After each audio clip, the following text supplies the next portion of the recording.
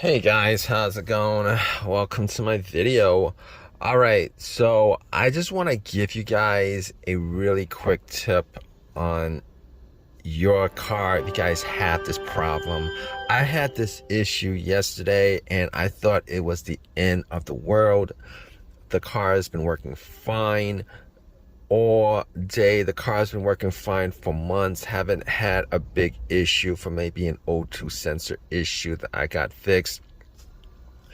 Was driving around all day yesterday, picking stuff up, dropping stuff off, going to Walmart, getting cat food, driving my cat off at the vet, picking the cat up, and then at the vet itself, after I picked the cat up, went back into my car and tried to start it, and nothing. All right, it had no power. But let me tell you guys what nothing means. Nothing means I tried to unlock the doors with the remote, didn't work. Nothing. It was nothing. I had to use the key for it to unlock the door. All right, once I got in, there was no chimes, there was no noise, there was nothing. Tried to turn it on, nothing. Just got nothing. Zero, zero, zero, zero, nothing. So the day was I had a pretty good day up until that point where I had absolutely zero power in the car, no lights, nothing. And it just scratched my head. It scratched my head. Actually, I scratched my head because I was thinking maybe it's a dead battery. Maybe it's a dead battery that's completely dead for an hour and I didn't even use my headlights. Nothing like that. Maybe it's 100% dead from like an hour of just not being in the car, which is not the first thing I thought about because the battery is fairly new. It was changed out like a year and a half ago, but it just stumped me. So I was like, you know what? Like nothing, okay? Power windows didn't work, headlights didn't work, radio didn't work, nothing on the dash. It's like there was no battery connected to the car. It was like there's no power connected to the car.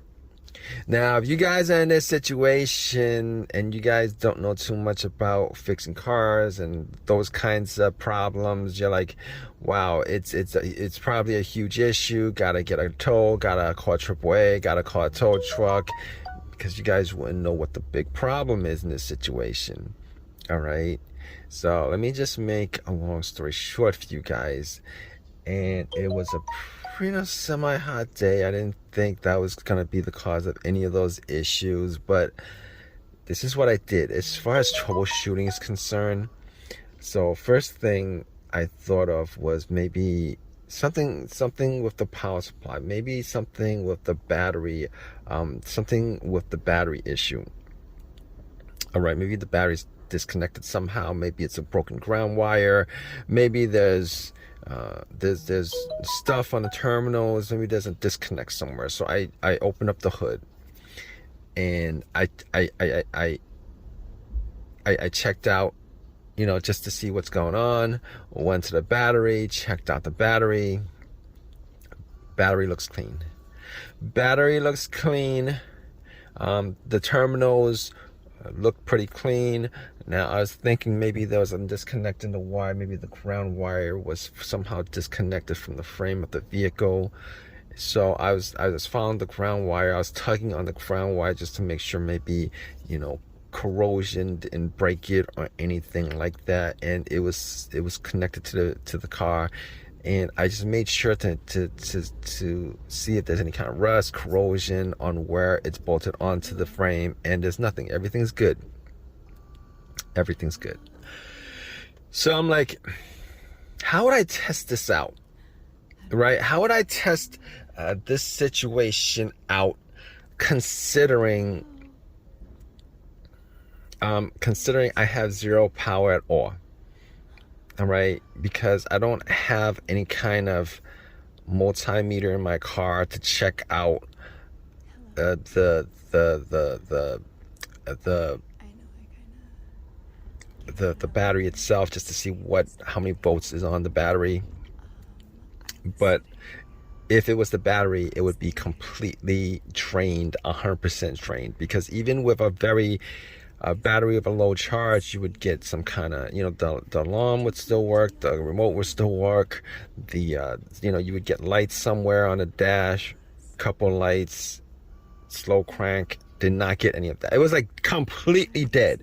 Like if there was no battery in the car, if somebody had taken out the battery. So that's the situation that we're talking about. All right. That's the situation that I was talking about. So I was like, you know what? There's a Walmart a couple blocks away. Maybe I could go to Walmart. They have a whole bunch of stuff in the automotive section. I've reviewed a lot of that stuff. And I was like, maybe I can get a multimeter, because I was thinking about getting a multimeter a couple weeks ago. Not a multimeter, but they have a battery meter.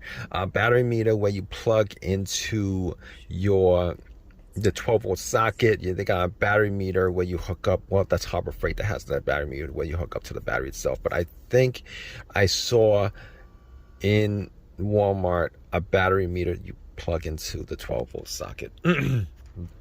And I considered getting that. But I was like, no. All right, because that's a couple of blocks away. It's kind of lazy. Had the cat. And obviously, I had to take the cat with me. Or I could have just dropped it off, and at the vet and have them look after it for maybe 30 minutes or something like that. But anyway,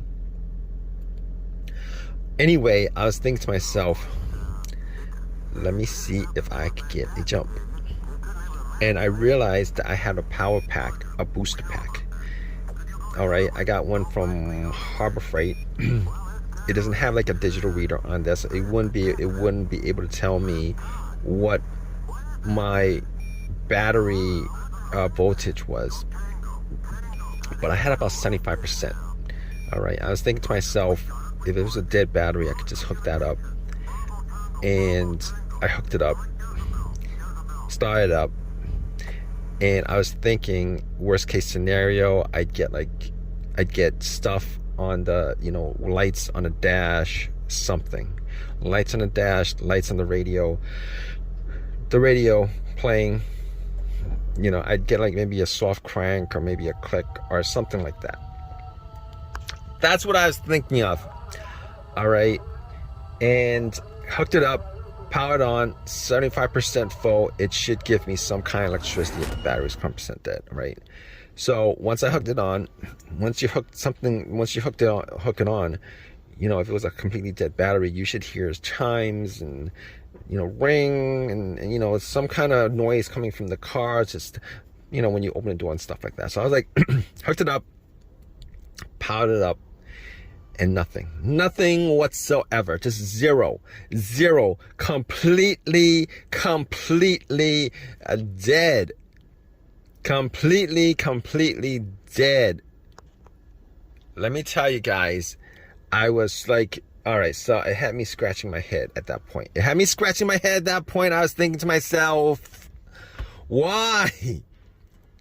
No, I was thinking to myself, okay, so this could be a really bad situation or a really okay situation, because I kind of remember back when I had this situation before on another vehicle, and not even the same. Okay, I had this situation way back before, and not on this car. I think it was on a Nissan. And it kind of had the same issue. So I was like, all right, it's got to be something. It's not the relay. All right. I could cross that off. It's not the alternator. I crossed that off. It's not the battery. I could cross that off. I crossed off so many things. Every possible thing on the list I crossed off, except for that one thing. That one thing.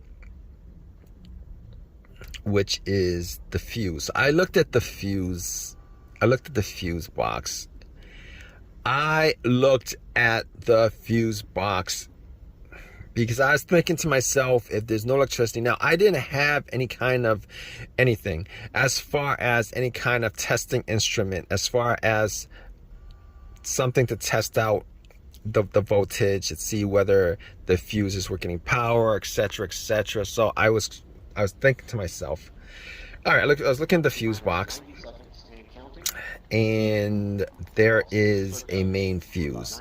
There is a main fuse that connects the battery to the fuse box, which essentially connects it to the entirety of the car.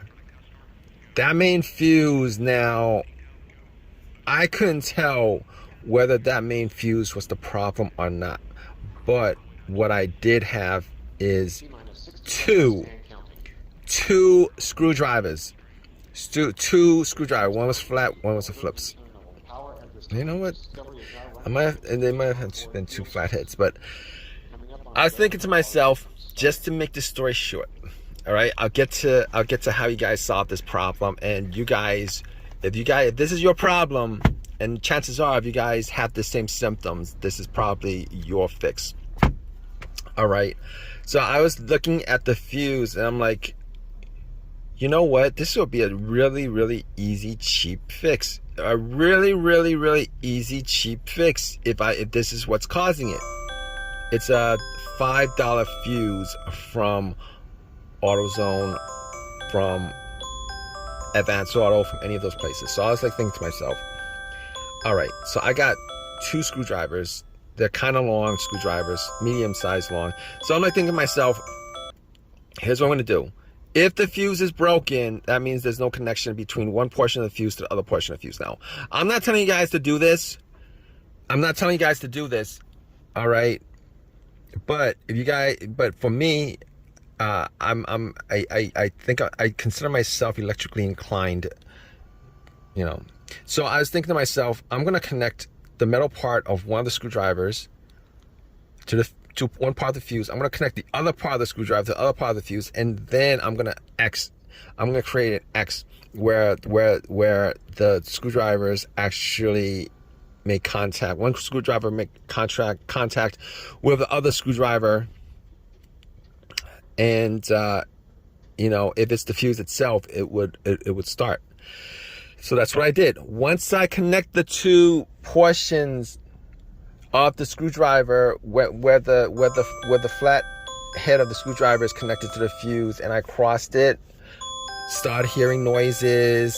So I knew, beep, beep, beep. Like I knew that it was the main fuse. The main fuse that was the cause of this power outage, which is what I call as a power outage. All right, this disconnect between the power source, which is the battery, and the rest of the car, which is the fuse box. So I pulled the fuse out. Now, I'm not sure whether I pulled the fuse out and then connected the two portions that way where it was in the socket. But anyway, if you guys have like a wire, you guys could do that. All right, you guys have like a thicker wire, you guys could actually do that. Now, I actually had a wire. So what I did was I actually hooked up the wire where I connected two portions of the fuse. Now, I'm not telling you guys to do this. This is what I did. You know, you guys could go and buy a fuse, you know, but the AutoZone was, you know, like a couple miles away. So I wasn't going to get it towed. Didn't want to spend money on a tow truck. So I actually took the wire, kind of crimped it, and pretty much used that as a fuse, popped it in, and it started right up, no problems.